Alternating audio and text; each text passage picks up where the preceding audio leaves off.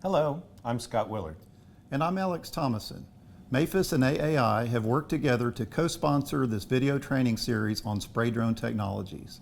We recognize that spray drone technologies are quickly being adopted into our crop production enterprises. And along with this comes the need for research and training.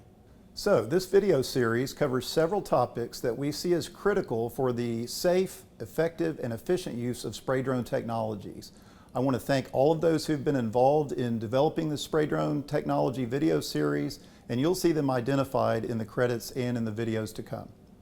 We've tried to cover topics that we think are important to you and the industry.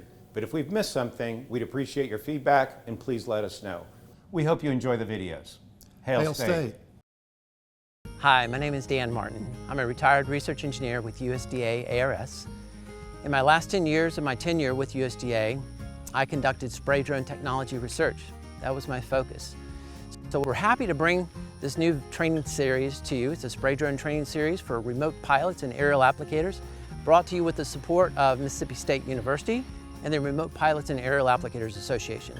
We're going to be covering topics anywhere from spray pattern testing to swath estimation to how to select the best nozzles for your job.